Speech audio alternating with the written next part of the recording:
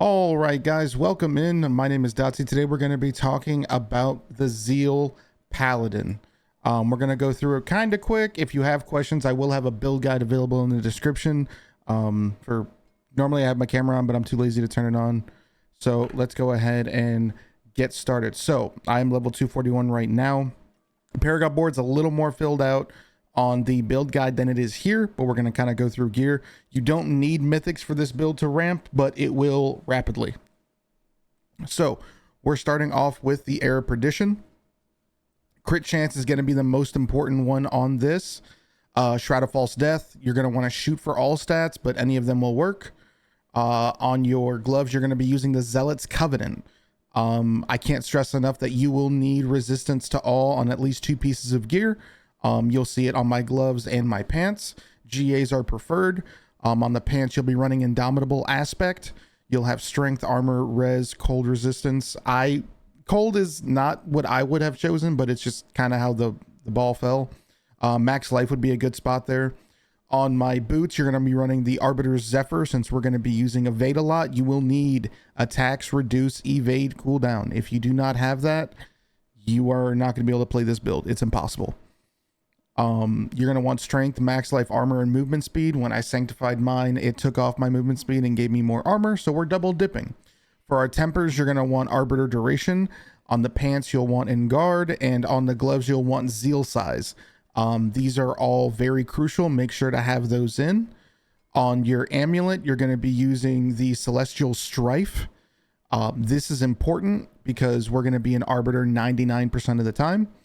God roll, you'll have strength, heavyweight, crack in the armor, fortitude, and then put on ranks 2 and guard. I was not so lucky. I had a GA to crack in the armor, and I said, you know what, we'll run it. And I am running strength, max life, crack, fortitude. For the Argent Veil, the stats on it really don't make much of a difference, but the aspect does. You're going to want that as close to 60 as possible. That way it'll trigger more core skills. This is going to make sure we're doing more damage. On your ring, you're going to be using Jacques' Fervor. This is going to give you, in addition, for each stack of Fervor, it's going to give you 20x crit bonus damage, and we're going to be triple dipping into that, and I'll explain why. On your ring, you will need chance to make enemies vulnerable. If you can get it GA'd, that's preferred. Making them vulnerable is always going to be more helpful. Strength, max life, attack speed.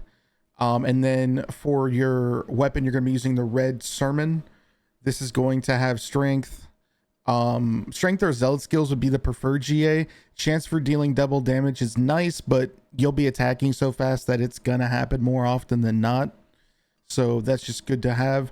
For the runes, you're going to run Sem Zan, and you're going to be running Igni Q. This is going to give you some survivability, I would say.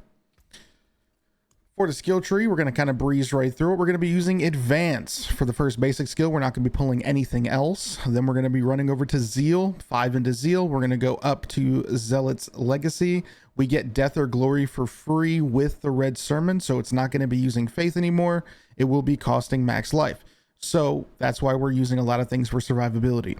We're going to be putting 3 into On Guard. With ranks, you should have anywhere between 12 to 16 is ideal. Then you'll have 4 into Riposte and another 4 into Discipline. 4 is with the Shroud of False Death. Typically it would be 3. 1 rank into Fanaticism Aura, all the way up to Rite of Vengeance. This is going to give us that extra crit multiplier. On Defiance Aura, we're going to put 5 and then take it to Rite of Prayer. This is going to passively heal us, which is going to be great. Then we're going to shoot on down to our Valor skills. We're going to have the Falling Star. We're going to take it to Freefall. For the best offense, you're going to have that right here. You're going to put 3 in here, 3 in here. With Fortitude, that's extra critical strike damage while fortified.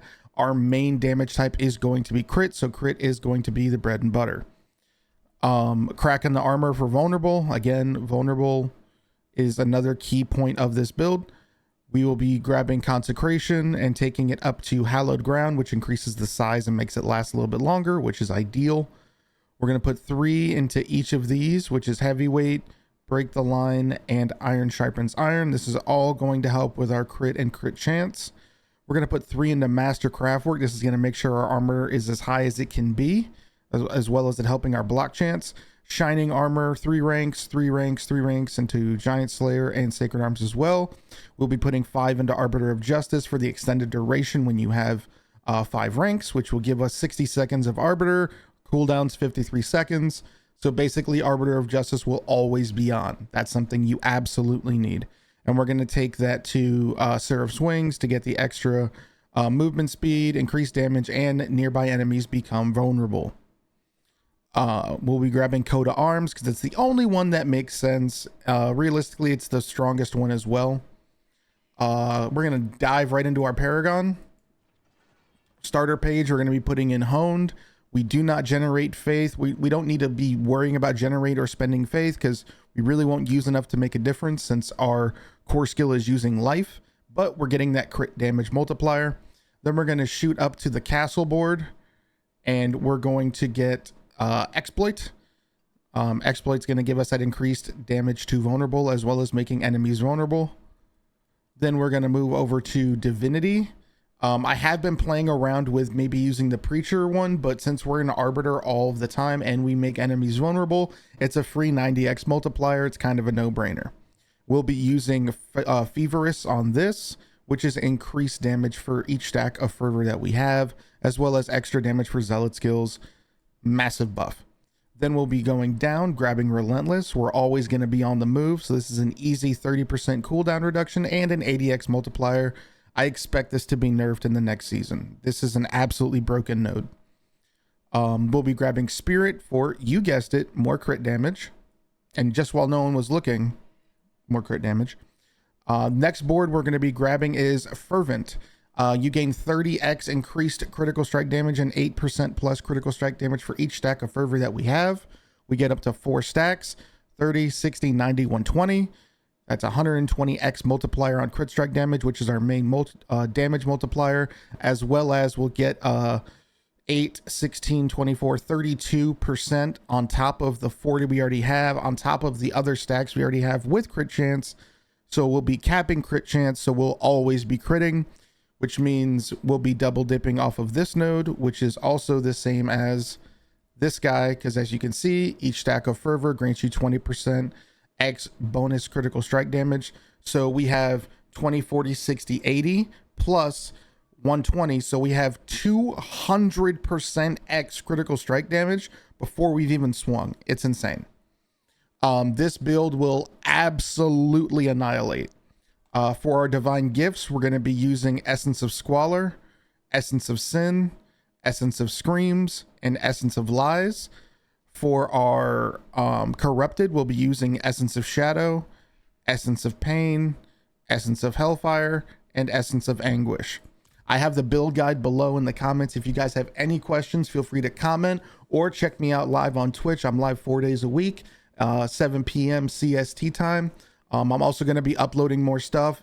This build will continue to be upgraded and updated daily, so stay on the lookout. But outside of that, I hope you guys have a great rest of your day. Thanks for stopping in.